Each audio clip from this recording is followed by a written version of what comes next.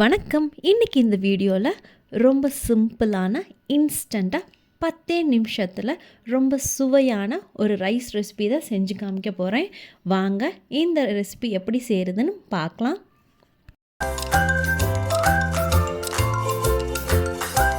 First நம்ம இந்த instant rice recipe செய்கிறதுக்கு நம்மளுக்கு ஒரு ட்ரை பவுடரை ரெடி பண்ணணும். இந்த ட்ரை பவுடர் பண்ணுறதுக்கு முதல்ல 1/4 கப் அளவுக்கு வேர்க்கடலை எடுத்துக்கோங்க.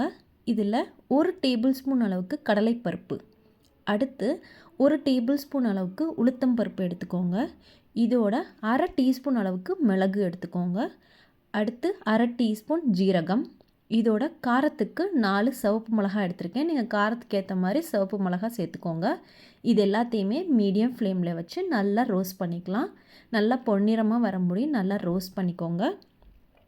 இது நல்லா நம்ம ட்ரை பவுடராக நம்ம ரெடி பண்ணி எடுத்து வச்சுக்கணுங்க.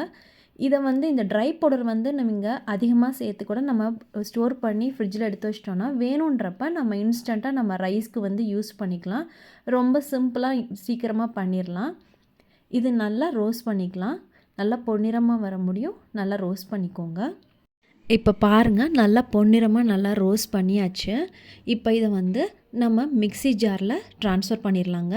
இப்போ மிக்ஸி ஜாரில் சேர்த்தாச்சு. இது நல்லா சூடு ஆறுனதுக்கப்புறம் இது மாதிரி நல்லா ட்ரை பவுடராக கிரைண்ட் பண்ணி வச்சுக்கோங்க. அடுத்து நான் இந்த சாதத்துக்கு யூஸ் பண்ண போகிறது குடமிளகாய் யூஸ் பண்ண போகிறேன். நான் 2 குடமிளகாய் யூஸ் பண்ணிக்கிறேன். அடுத்து நம்ம கடாய் சூடானதுக்கப்புறம் 2 டேபிள் ஸ்பூன் எண்ணெய் சேர்த்துது. எண்ணெய் சூடானதும் 1/2 டீஸ்பூன் கடுகு சேர்த்துக்கோங்க. கடுகு வெடித்ததுக்கப்புறம் 2 பெரிய வெங்காயம், நறுக்கிய பெரிய வெங்காயம் இதில் சேர்த்துக்கோங்க. வெங்காயம் நல்லா பொன்னிறமாக நம்ம வதக்கிக்கலாங்க. இப்போ வெங்காயம் வதங்கினதுக்கப்புறம் இதிலையே நம்ம குடமிளகாய் 2 குடமிளகாய் சேர்க்க போகிறேன்னு சொன்னேன்ல, அதை நம்ம கட் பண்ணி எடுத்து வச்சுக்கலாம். 1 இன்ச் அளவுக்கு நம்ம ஒரு பீஸும் குடமிளகாயோட பீஸ் 1 இன்ச் அளவுக்கு நம்ம கட் பண்ணி ரெடியாக எடுத்து வச்சுக்கலாம். இந்த வெங்காயம் பொன்னிறமாக நல்லா வதங்கினதுக்கப்புறம் நம்ம குடமிளகாய் கட் பண்ணதை இப்போ சேர்த்துடலாங்க.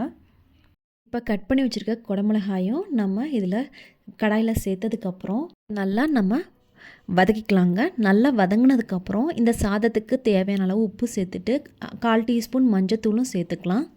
இப்போ உப்பு மஞ்சத்தூள் சேர்த்ததுக்கப்புறம் நல்லா மிக்ஸ் பண்ணிக்கோங்க. மிக்ஸ் பண்ணிவிட்டு ஒரு நிமிஷம் வதக்கிக்கலாம்.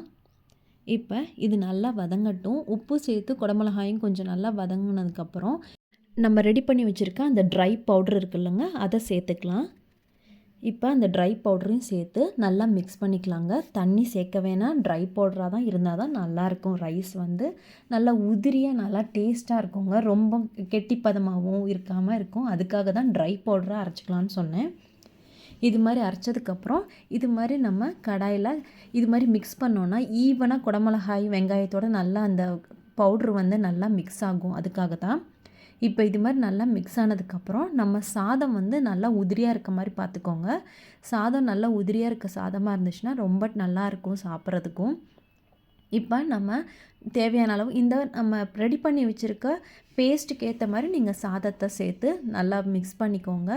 நல்லா ஈவனாக சாதம் எல்லா இடத்துலையும் மிக்ஸ் ஆகிற மாதிரி செஞ்சுக்கலாம். இப்போ பாருங்கள் ரொம்ப இன்ஸ்டண்ட்டான ரொம்ப டேஸ்டியாக இருக்குங்க. இந்த குடமிளகாயை சேர்த்து இது மாதிரி சாதம் ட்ரை பவுடர் வச்சு செஞ்சு பாருங்களேன். குழந்தைங்க கூட ரொம்ப விரும்பி சாப்பிடுவாங்க. இது நம்ம ரொம்ப சுலபமாக நம்ம குக்கரில் சாதம் வேகிற டைமில் இந்த பேஸ்ட் நம்ம ரெடி பண்ணி வச்சிடலாம். இப்போ ரொம்ப இன்ஸ்டண்ட்டான குடமிளகாய் சாதம் ரெடி ஆயிடுச்சு. காலையில் ஸ்கூலுக்கு போகிற குழந்தைகளுக்காகவும் ஆஃபீஸ்க்கு எடுத்துகிட்டு போகிறதுக்கும் இந்த சாதம் ரொம்ப நல்லாயிருக்குங்க. நீங்களும் ட்ரை பண்ணி பார்த்துட்டு உங்கள் கமெண்ட்ஸை மறக்காமல் போஸ்ட் பண்ணுங்கள். மறக்காமல் இந்த ரெசிபி ட்ரை பண்ணி பார்த்துட்டு பிடிச்சிருந்தால் லைக் பண்ணுங்கள். ஃப்ரெண்ட்ஸ்க்கு மறக்காமல் ஷேர் பண்ணுங்கள். இது முடி நம்ம சேனலை சப்ஸ்கிரைப் பண்ணாதவங்களா இருந்தால் மறக்காமல் சப்ஸ்கிரைப் பண்ணுங்கள். வீடியோ பார்த்ததுக்கு ரொம்ப நன்றி.